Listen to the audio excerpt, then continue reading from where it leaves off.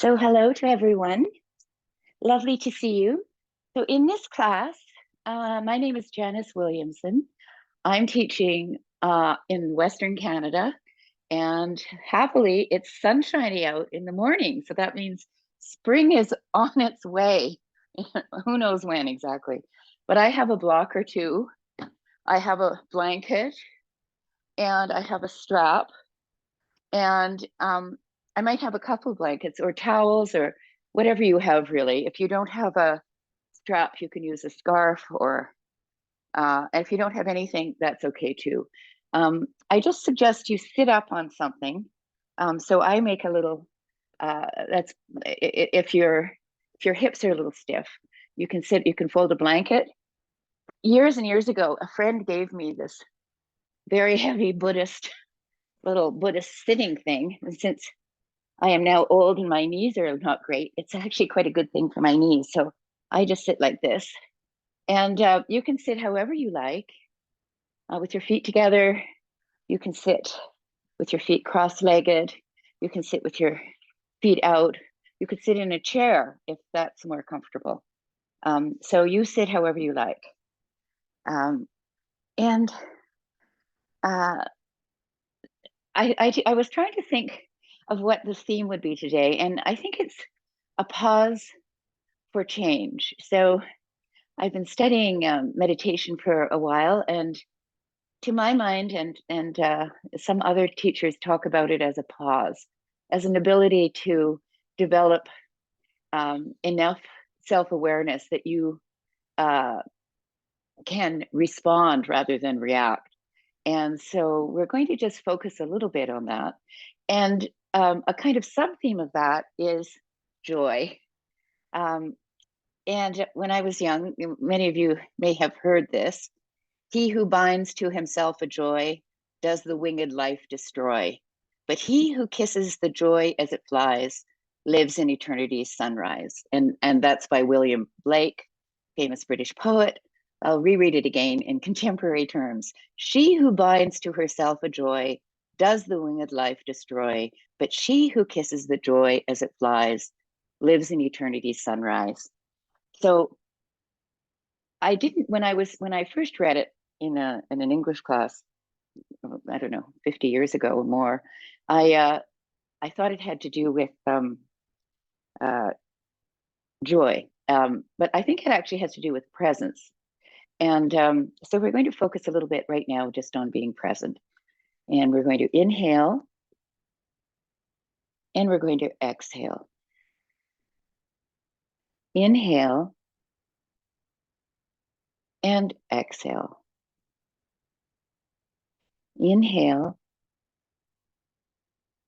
and exhale. Now we're going to make our breath three-part. We're going to focus on our belly, then our ribs, and then our chest. So we can put our hands in our belly, we can put our hands in our rib, and when we put our hands in our chest, we can stick our thumbs under our armpits and just put them right on top, right, our fingers pointing up towards our collarbone. And that will give us a real sense of where our chest is. So we'll start with the belly.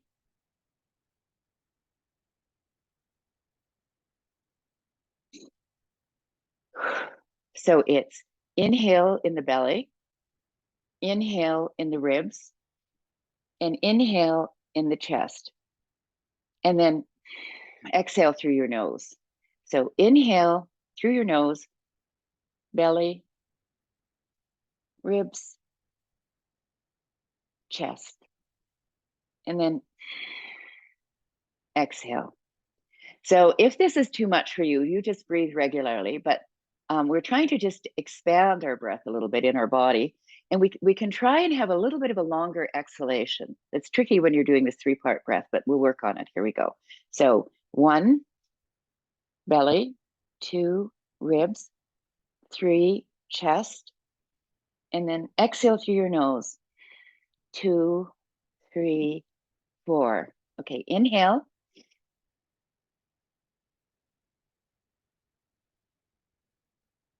And then exhale. 2, 3, 4, 5. Inhale.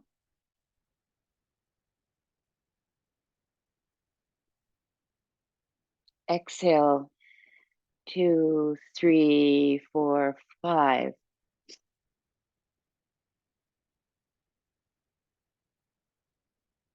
Exhale. Inhale.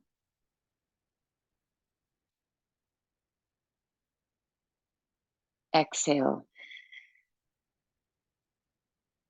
Now keep breathing. If you're sitting cross-legged, put the other leg out in front.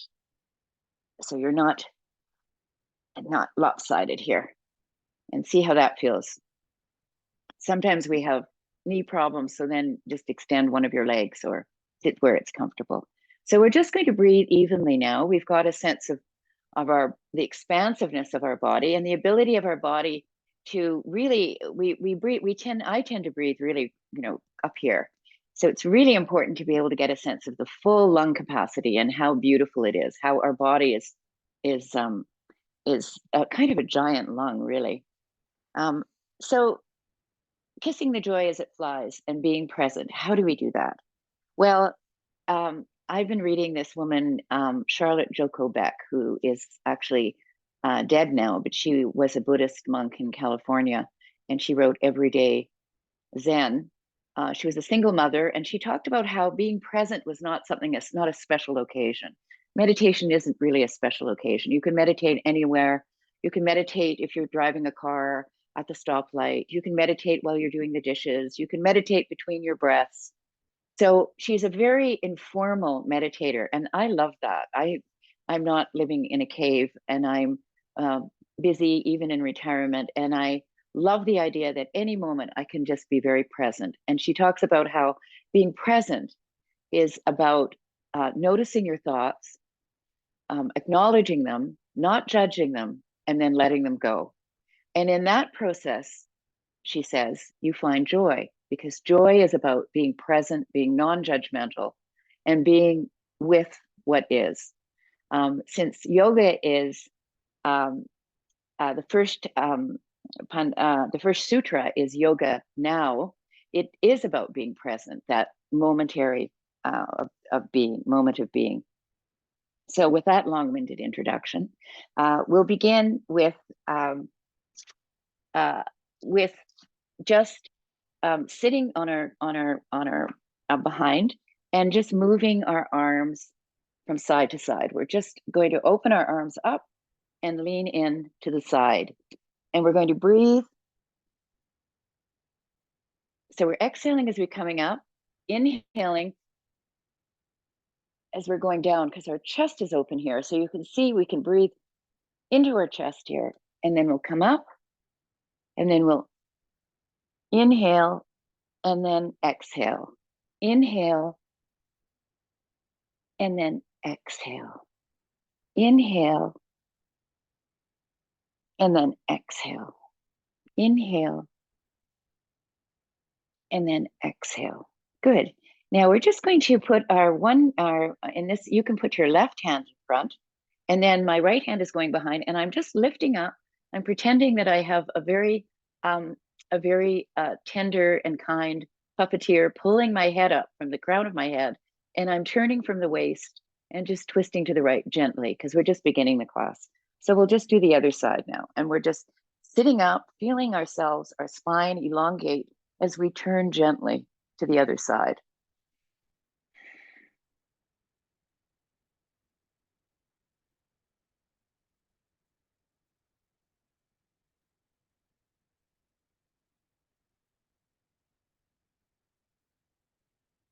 And all the time we're doing this, we can really, it sounds odd, but to be with your breath. Of course, we are breathing, and we can't survive without our breath. But to be with our breath would mean that we're really conscious of the inhalation and exhalation. It's an easy breathing as we turn and turn and turn. Good. So let's put our legs out. Your legs might be crampy or not.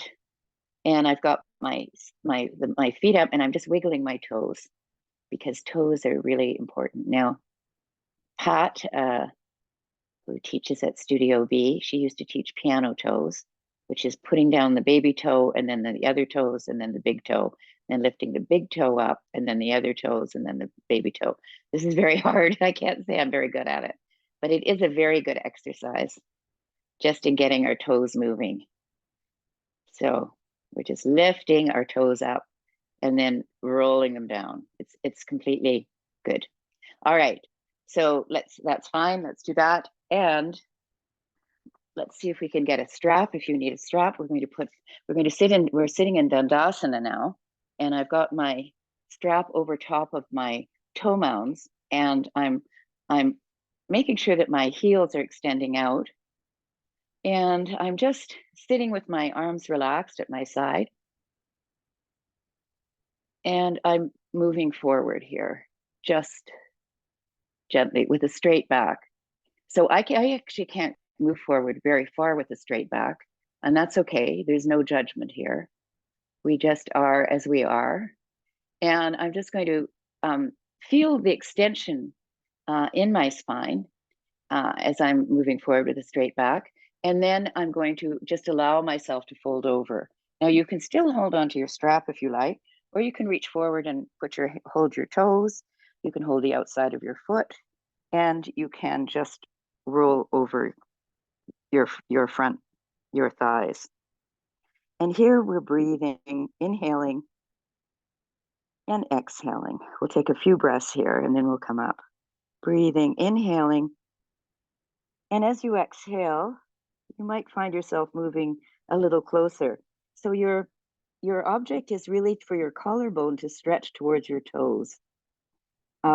It's not necessarily how far you get down. It's just for you to sort of lengthen out, your spine to lengthen out here. And now we're going to just roll up. Good. And we'll try that one more time. We can just slide our hands down, however far we can get with a straight back, and then we can fold over. You can have a strap or not, and you can hold on to the outside of your feet, the top of your feet, your toes, or a strap, or your shins, whatever feels good.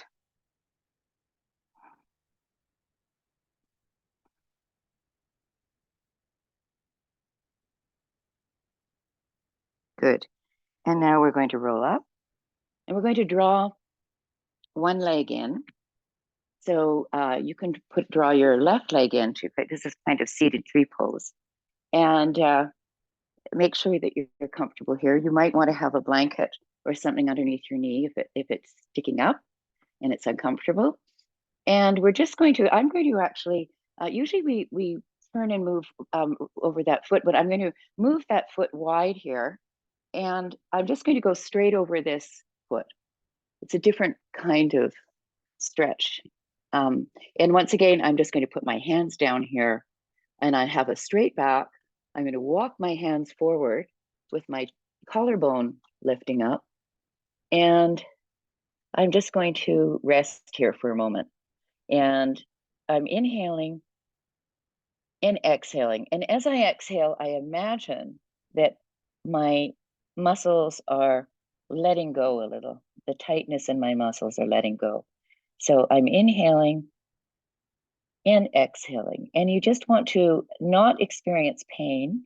You might be a little uncomfortable because we're sitting in the pose for just a number of breaths, but you won't want to stay here if it's extremely painful or anything like that. But discomfort can mean that you are, as the teachers of Yin say, you're finding your edge, and so you can move forward and down, and then you can move back, and you can move forward and down, and then move back.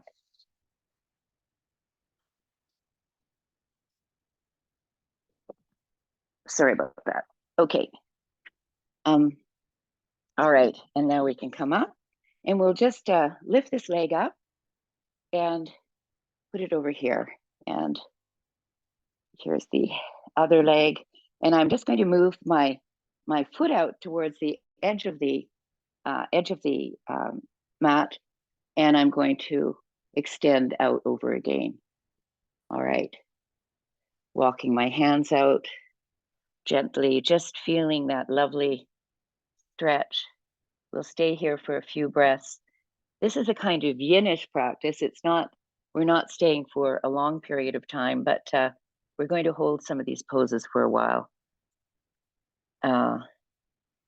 And you'll feel, if you press into your heel, you can feel the extension in your long leg, and it might allow you to move forward a little bit more. And you can just drop your head, relax your head. There shouldn't be any strain in your neck at all.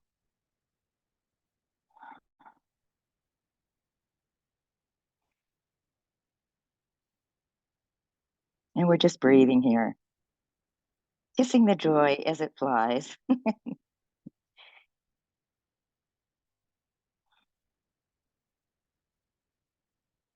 And now we're just going to roll up, and we can lift that leg up, extend it out, and we can just shake our legs a bit.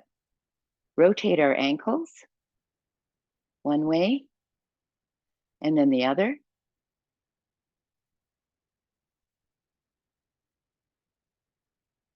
And then the other way.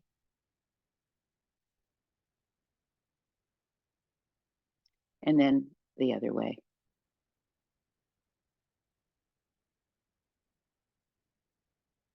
Good. Now point our toes and then stretch our heels out. And then point your toe and then stretch your heels out. Point your toes and stretch your heels out. Good. Now we're going to work with our hands a little bit here. Just wiggle your hands like little spiders. And good. And clasp your hands, interlock your fingers, and stretch your fingers out. Really stretching your fingers and stretching. You can let your shoulders go forward, and you can just let the shoulders go forward and let them go up, up, up, up, as far up as you can. Good. Stretching, and you can try and keep your ribs down. And now you can pull your shoulders down, and then you can lift them up and then pull them down, up and down. Good. And then stretch your palms out like a stop sign on both sides. You can extend your fingers wide and push into the base of your palm. Push out. And now push out the other way. Your fingers are extended down and you're pushing out through the back of your hand. Good. Very good. And now take your arms out. You can stretch your fingers. And then, as though you have very long octopus arms, you're going to wrap them around your shoulders and give yourself a very nice massage. Your shoulders, a nice massage. So you're thanking yourself for being here, doing some beautiful self-massage and spending time together in community, breathing, being, and practicing yoga. Okay, and we'll do the other side with the other arm on top. Good. Very good. Okay, and then out again, and then up. And now we're going to, with arms raised, we're going to just fold over our feet again. And you can hang onto your toes, hang onto your shins, whatever is comfortable, and fold over. And see if you notice any difference. If this is a little bit easier than it was at the beginning. And once again, we're just breathing.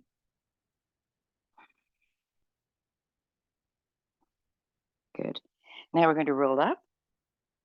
And I'm just going to invite you to move onto your hands and knees here. So we're going to do a bit of cat and cow.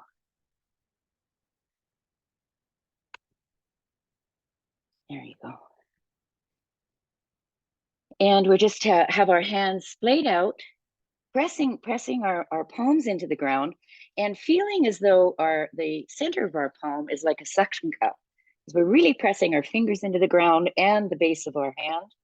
And we have our feet just under our knees, underneath our hips, the tops of our feet flat on the ground, or you can roll your toes back.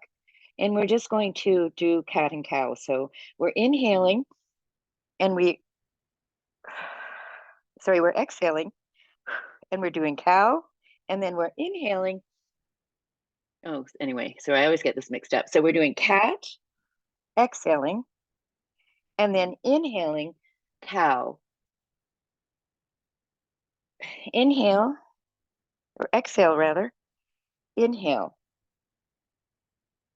Exhale. And then inhale. Exhale. And then inhale.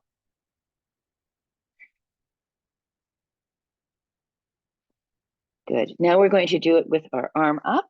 So we're raising, you can raise your left arm up and then bring it down and thread it through, thread the needle.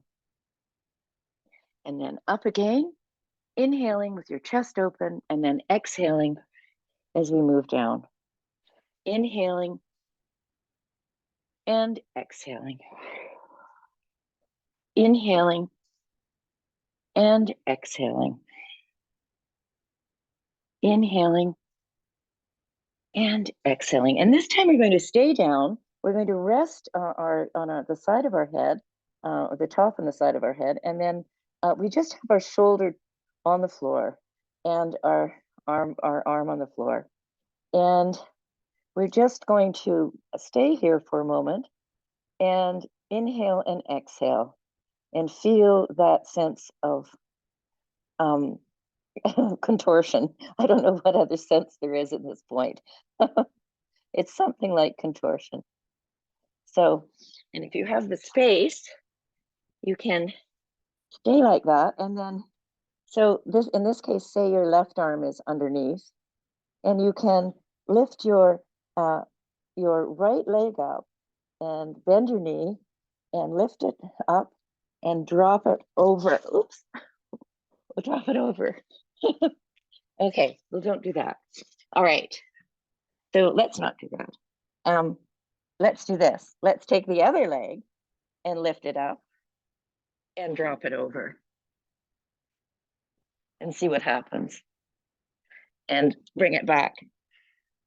And let's take that leg up and drop it over. Oops. All right, well, that's a rather failed experiment, but we'll try the other side. It's supposed to give you a little bit more of an extension in your arm. So let's try that again. We'll inhale into cat and exhale into cow. Inhale into cat, exhale into cow. And then we're going to lift our arm up and drop it down. Lift our arm up and drop it down. Lift our arm up and drop it down. Up and then down, and we're just going to rest here. Now, very nice. So there was a way that I did this before, but I can't remember how I did it. So let's just we can extend our leg up the back and move it back and forth, if that's possible. If it's not possible, don't worry about it. And then bring our knee down. All right, and then bring our arm up. And down we come. All right, so let's come back into child's pose for a moment. And really stretch your arms out. If you feel the need, you can put your arms up on a chair, or you can put them on blocks, or you can just leave them here, stretched out in front of you, feeling a real sense of extension. Good. Inhaling and exhaling. Inhaling and exhaling.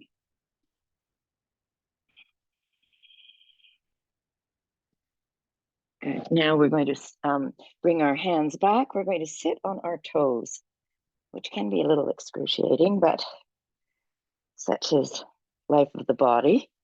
So you don't want it too excruciating, but it is uncomfortable for some people. So we're just sitting with our toes folded under us. And you might find this that you want to just rock back and forth, because this is a little bit about finding your edge and what you can tolerate and what is not tolerable. So we're just going to breathe here. Feel once again that sense of elongation, axial elongation in our spine. We want to just feel quite relaxed here. The only part that isn't very relaxed are my toes, which are not relaxed at all. But I'm just going to hold this for just a very short time here. Breathing easily, or as easily as is possible. And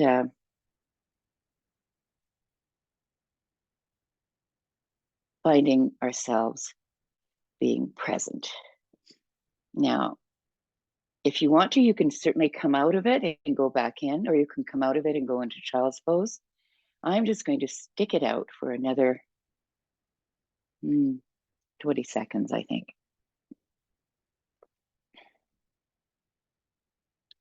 And while you're doing this, you can rotate your shoulders back, and you can rotate your shoulders forward. And you can lift them up and drop them down. And you can just nod your head, chin to chest, and then raise your head up, looking up towards your eyebrows and your third eye, and then nod your head down, looking towards the tip of your nose, and then looking up and looking down, up, down, up, down. Good. Now let's just move forward, and you can untangle your toes. You can slap the tops of your feet on the ground if that helps with the tension in your foot. Very good. All right. Now let's just, we're on our hands and knees here. Let's draw our left leg, our left knee forward, and you can draw your foot out on the diagonal. We're moving into pigeon, and then you can slide back. So I'll show you here. Just drawing our knee up, our foot is on the diagonal. You can, if you like, square your foot and bring it up to 90 degrees. I can't do that with my knees, so I point my feet and have them on the diagonal. And then I just draw the back foot away. And I'm sitting here in a position, I can use a block. If my hip is up and it's uncomfortable, I can just put a block underneath my hip, and that might help you. Or you can just keep your spine erect. You're working towards a lovely curving in your spine. There should be no problem with your lower back at all. And then as we're sitting here with this lovely arched back, we can draw forward and move on to our forearms here. And we can also, I'm going to move out where I have a bit more room here. We can also just stay on our forearms, or we can reach our arms out and draw our head down. So there are various levels of comfort here. Once again, there should be no pain. There may be some stretching, and you can monitor that. So you can come up if you need to, and then you can go back down to Sphinx arms, or you can go all the way down. You could use blocks for your forehead. There are lots of ways of making this very comfortable. And this is an excellent posture to stretch our glutes out. And it's very good for sciatica. I had a sciatica problem for a while, and my teachers recommended this. It was very helpful.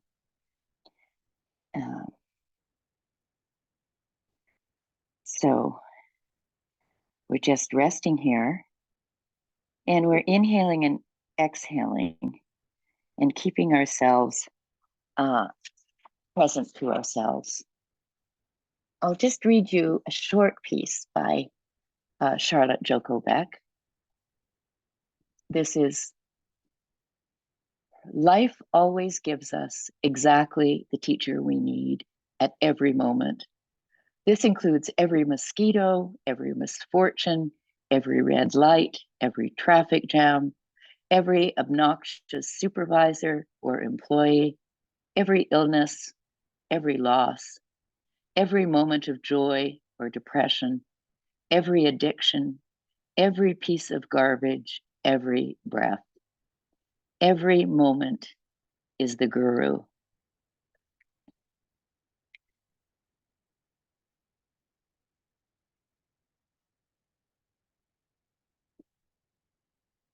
Now we're just going to roll onto that bent leg um, uh, buttock, and then we can bring our legs together. And then I'm going to just extend my leg, the other leg out once again on the diagonal, and extend this leg behind me so that we're going into pigeon on the other side. And once again, you've got lots of, you can have a pillow under that hip if you like. I have a bit of a bad knee on this side, so I'm going to use a pillow. And then you can once again draw down into Sphinx arms, or you can stay up here with this lovely extension and an open chest to breathe, inhaling and exhaling. Inhaling and exhaling. Inhaling and exhaling. And then we're going to we can walk our hands down to Sphinx if we like, or we can go even further down. You decide what you want to do.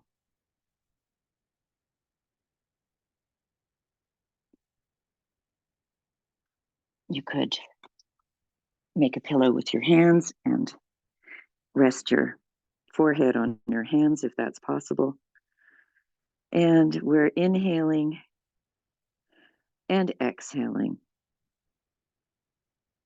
We're breathing into the spaces that are irritating us, and we're breathing out the irritation. And that can be psychological or physical. Once again, this isn't an exercise in no pain, no gain. There's no pain here. There's just some discomfort potentially, in which case you can come up and then move back towards it, or not. You can always move into child's pose. I find this really, really soothing. I don't know. To me, it's just, in some ways, it's more soothing even than child's pose. I don't really know why. But I'm just inhaling and exhaling. Inhaling and exhaling.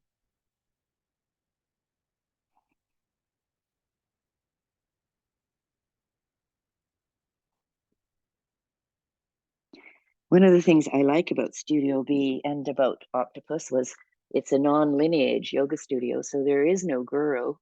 I like this notion of everything we encounter being our teachable moment and our guru.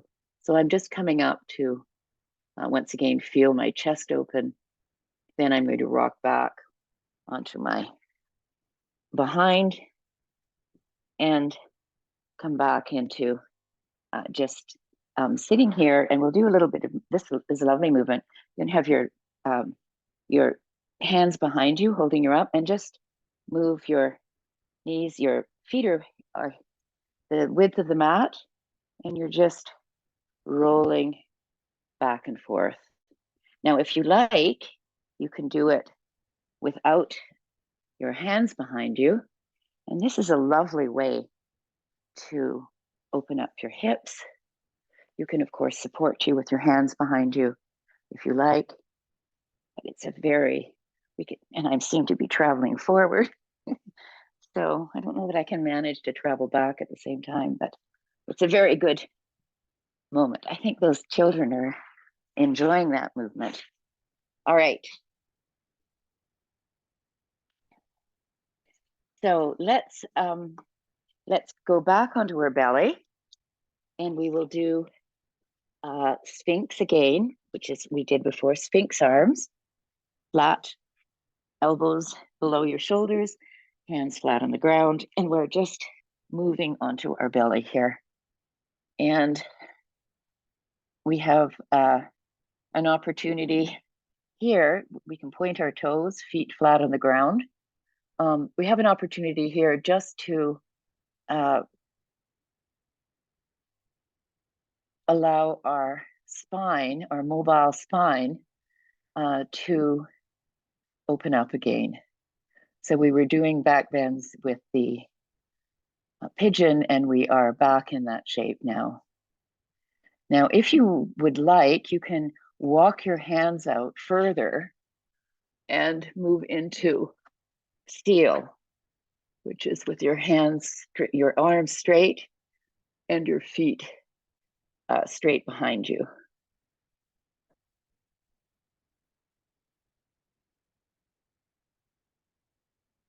Your pelvis is on the ground, and you shouldn't feel anything in your lower back. This is intended to open up other parts of your spine, but it's not intended to irritate your lower back. If your lower back is irritated, you should come down. All right. So this is called seal in yin practice. And there should be no tension anywhere. Of course, it's a very tense position, but there should be no overriding painful tension. Okay, and now we can just come down. We can put our make a pillow with our hands, and we can rest for a moment. And then we're going to push in. Then we're going to, actually, why don't we try bow now, which is a very exciting pose. So there are many ways of doing bow. We can stay on our belly, and I think you can still see me. Stay on our belly, and we can just we can have our arms at our side and do a little bit of locust here, just lifting our shoulders up, and then our head, and then our chest, and then we can lower our shoulders and chest and our head. And we'll start with our shoulders again, lifting our shoulders up and feeling our head come last. We can lift our hands up, palms up, and then we can come down. Now, if you like, you can hold it, you can lift up one foot. You can put a strap around your foot if you like, and you can see how you do in just stretching your knee out and lifting up one side of your body. Now, you have to make sure that your pelvis is pressing into the ground and you don't have any lower back pain. And then we'll let that foot go. We'll try that one foot one more time, lifting it up and breathing into that open chest and then coming down. Good. And we'll try the other side. We're going to lift that, hold on to the ankle, and then stretch that knee out towards the opposite wall and lifting that leg up, and then let it down. Once again, lift that leg up and let it down. Now this time you can try the bow, and you can just, if you don't want to do this, just go back to do the locust, lifting your shoulders up and your head, and then you can lift your legs up if you like. And we're just going to, I'm holding onto my ankles and I'm pressing my feet away and my toes to the ceiling. And I've got my chest extended, and I am just in this very powerful back bend, pressing your pelvis down, making sure you have no lower back pain, and breathing easily, inhaling and exhaling, inhaling and exhaling. And now we're going to come down. You can bring your feet into your glutes, and then you can let them go. Good. Very good. Now we're just going to put our hands beside our shoulders and push ourselves back. And we can come into downward dog here.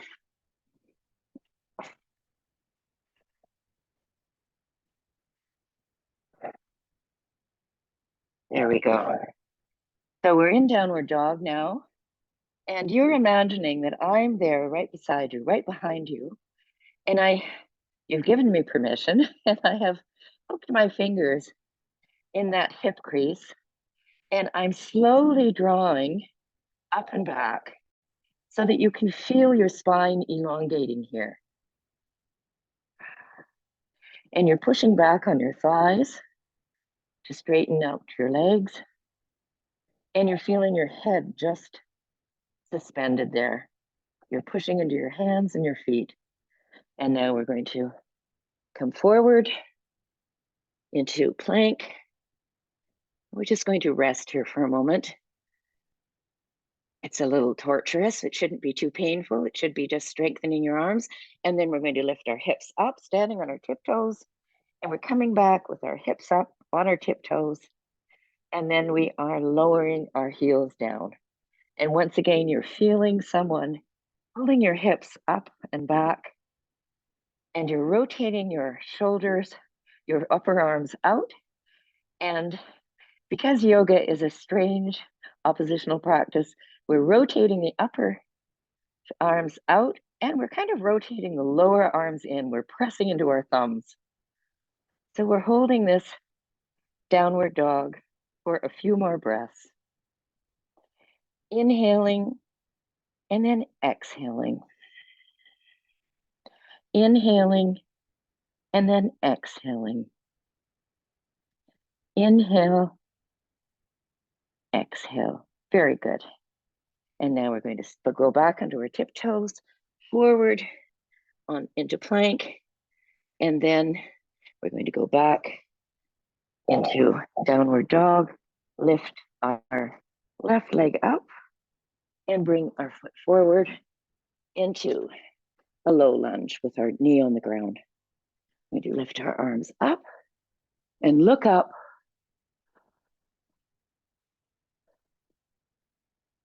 Just look up. Chest should be, collarbone is facing towards the ceiling, and our arms are up. And now we're going to lower them down. Good.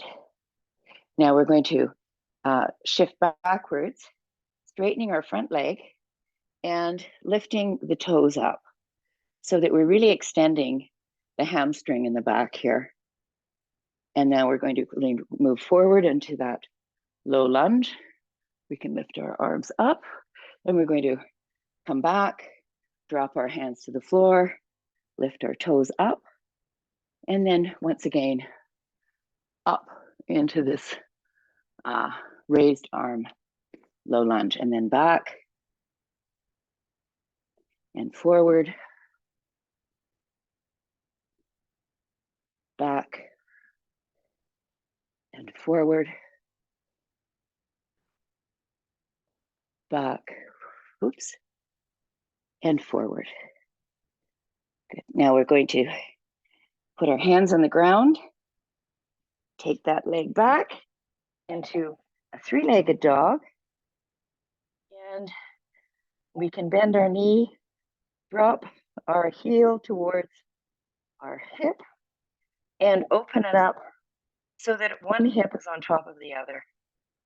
And we're pressing into both hands. So hopefully our shoulders are parallel and we're really feeling the opening in our hip. We're stretching that foot up and then we're bringing it down, lifting our toes up and then lowering our heels into a downward dog. We'll just stay here for 5 breaths. 1, 2, 3, 4, and 5. So now we're going to lift the other leg up, the right leg up, and bending that knee, we're bringing it forward into a low lunge. And we're going to lift our arms up, stretching up, looking up at our palms, and then down again. And we're going to stretch our arms up, look up, and then down again. Up, and then down again. Good. Now we're going to do this again. We're going to look up with our arms up, and then we're going to rock back, extend our heel out, lift our toes up, and then rock forward. Lifting our arms up, and then our heel up. Our arms up, and then our heel up. Arms up, and our heel up. Up, and then our heel up. Good. And we're going to come back into that knee down lunge, and we're going to put, if you've got your right leg forward, you're going to put your left hand down and look up and spiral out, lifting the opposite leg out, making sure that your knee remains over top of your ankle and that you're turning around and around, pressing your hand into the floor. And if you like, you can lift up that knee and do a lunge, or you can just leave your knee down, whatever feels comfortable for you. We're just breathing here. It's a lovely twist. And we are making sure there's a right angle in the front, and we can really press through the back heel. Keep our knees straight in the back.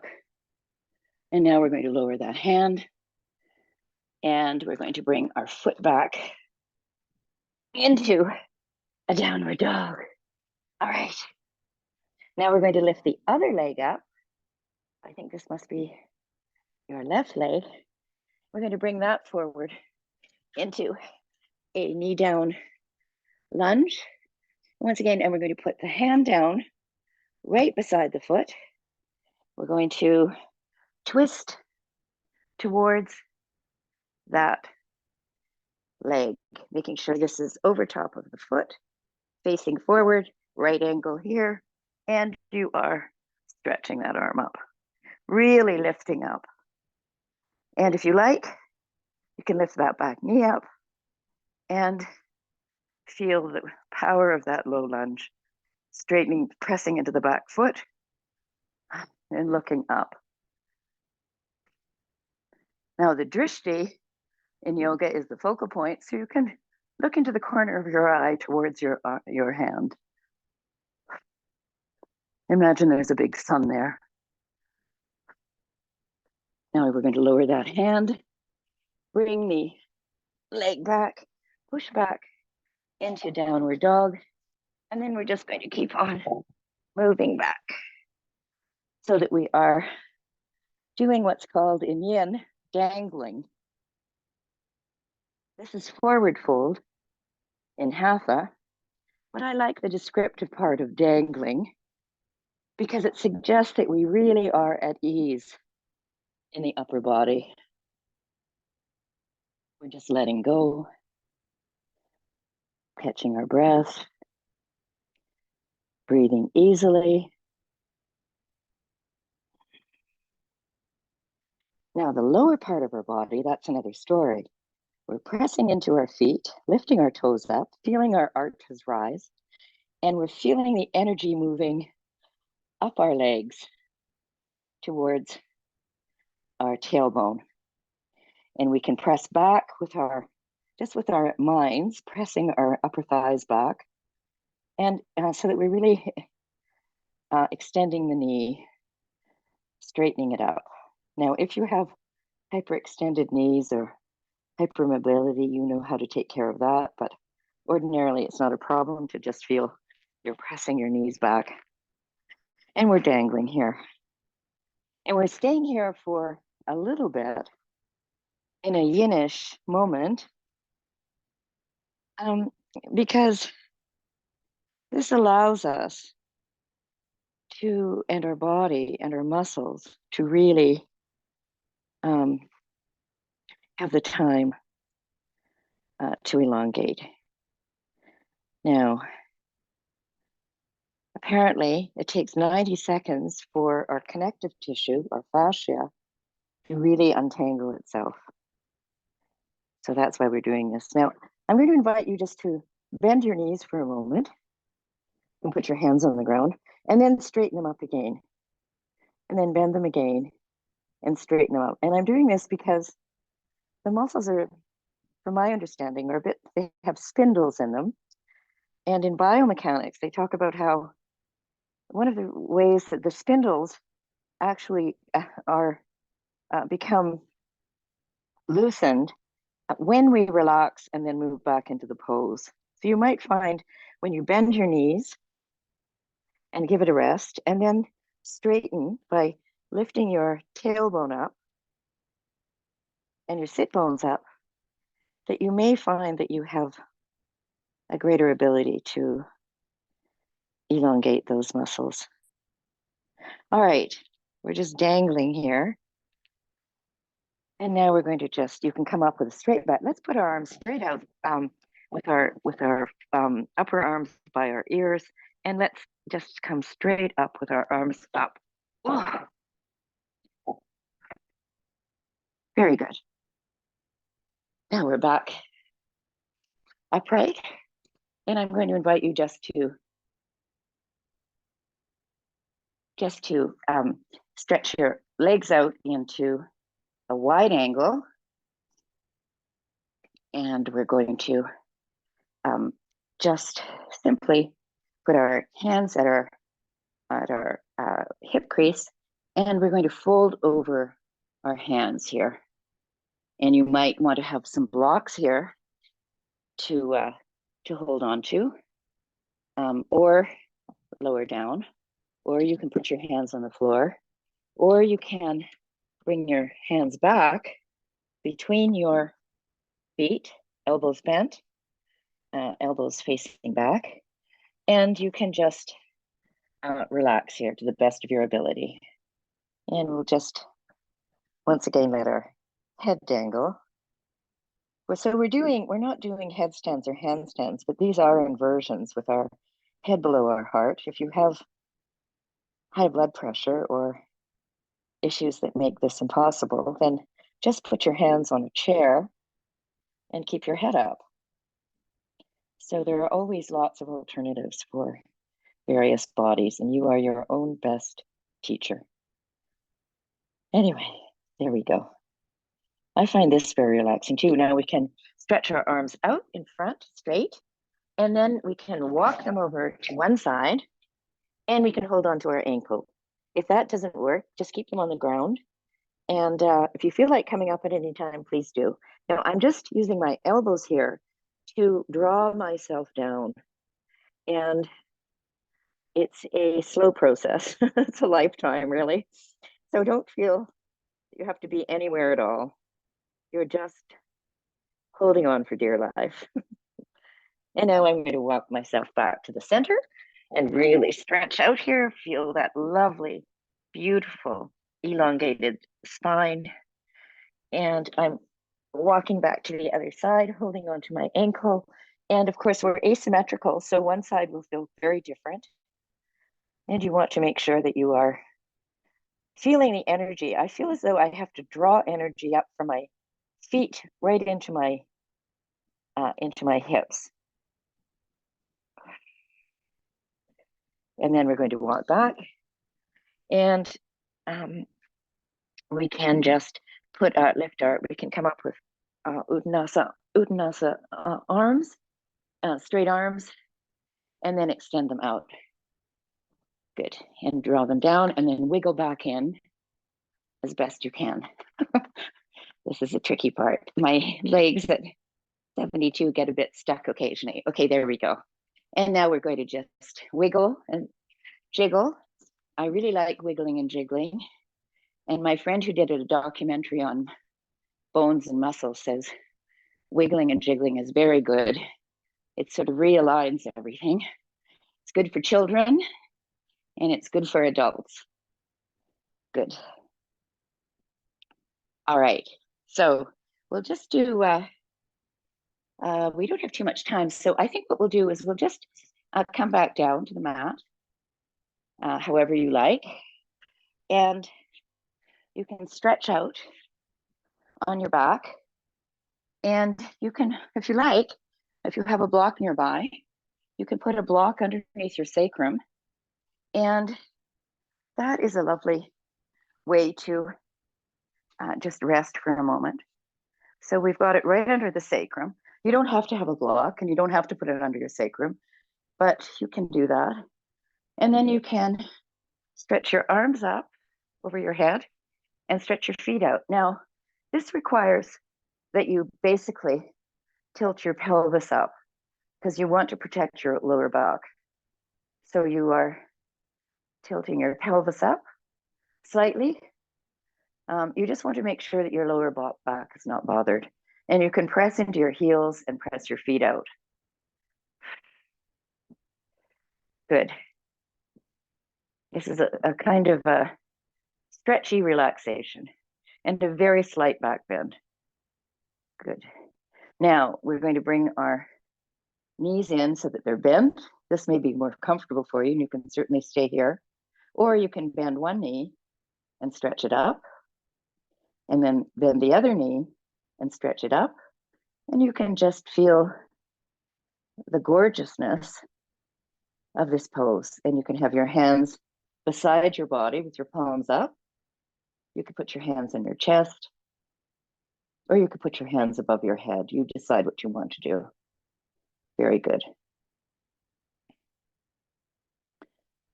Good. And if you like, if your ankles are cranky, mine having been broken several times are, you can rotate your ankles. And you could do some eye exercises here too. You can cross your eyes, and then you can look one direction and then the other. You can look up and down, to the left, to the right, to the left, to the right, and then around the world, just googly eyes around the world. Very good. So your eyes are moving in the same mad direction as your toes. This is another version of wild thing. Now I'm going to shake my feet a bit, my legs a tiny bit, gently. I can feel the vibrations all the way through my spine. And very good. Now I'm going to put my feet on the ground, lift my hips up, and remove the block. Now you can just, if you like, you can bring both your knees up, and you can hold on to the shins, or you can hold on to the backs of the legs, whatever is most comfortable, and rock a little bit back and forth. Just giving your back a little massage. Very nice. Now you can cross your left leg over your right knee and just rest here. I've just got my arms extended out, and I'm just, my legs are in a figure four. If this is uncomfortable, just stay with your knees bent or put your feet back on the floor and just breathe easily. Now I'm going to drop that figure four foot onto the ground. So I'm moving towards the ground, and it gives me a lovely spinal twist here with my foot flat on the ground, and I'm looking to the other hand. So this is a very nice spinal twist for the end of a class. And then we're lifting up, and we're changing the crossing of the foot, and we're dropping to the other side with the foot flat on the ground, and I'm looking towards the opposite hand with a lovely stretch. And I'm breathing here. Both my shoulders are on the ground, and my chest is open. Now we're lifting our legs up and putting both feet on the ground. Now, if you like, you can stay here. You can put your feet up a wall, or you can stretch out on your tummy. You can come up and sit in a cross-legged position, or you can extend your legs out into Shavasana. our final relaxation. So you decide what you want to do. I'm going to invite you to really feel the benefit of the practice and to give yourself, acknowledge the work you've done, the time you've spent, the tender care you've given your body, and the virtue of self-care in a demanding world, the demanding world we live in.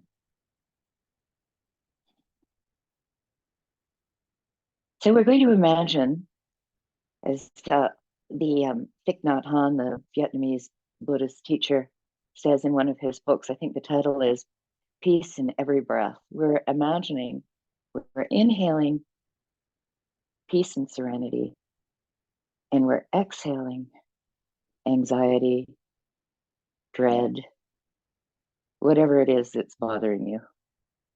And we're inhaling peace and tenderness and care and love, and we're exhaling all that ails us. We're inhaling and exhaling. Inhaling and exhaling. Inhaling and exhaling.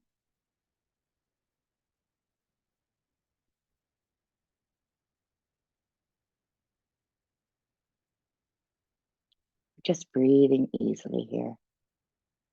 And I'm going to be silent for a few moments while you just rest in your breath.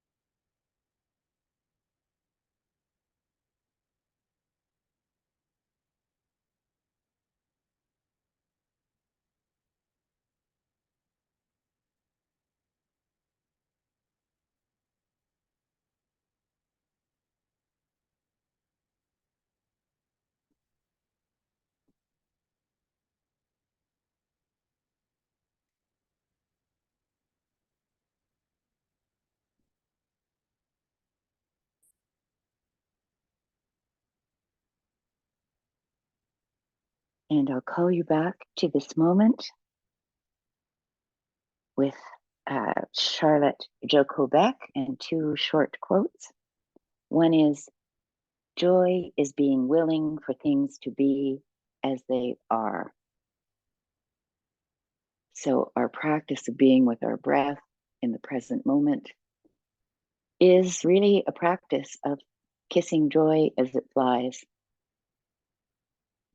And the other quote that I like from Charlotte Joko Beck is, my dog doesn't worry about the meaning of life. She just is. So if you feel a tingling in you can stay where you are and have a longer Shavasana, or you can wiggle your fingers, wiggle your toes. You can feel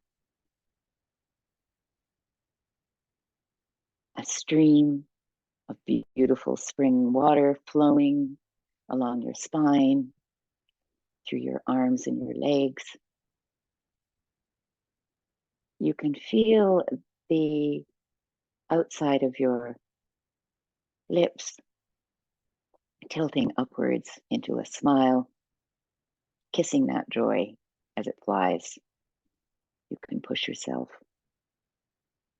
to one side, press into the ground with your hands and sit up. Or not. That's what I love about yoga. It really is. You are your own best teacher. You know what you need right now.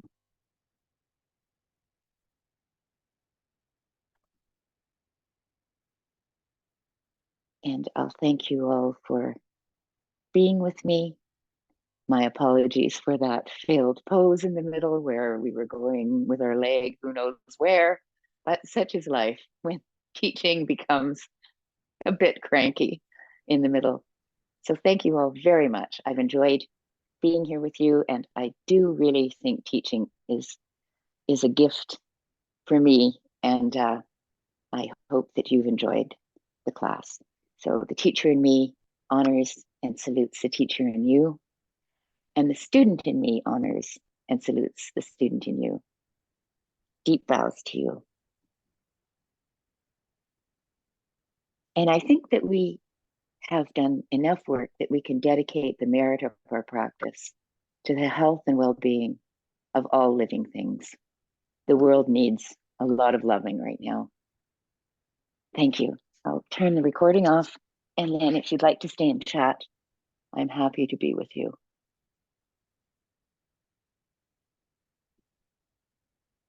No. Thank you, Janice. That was beautiful. Thank you.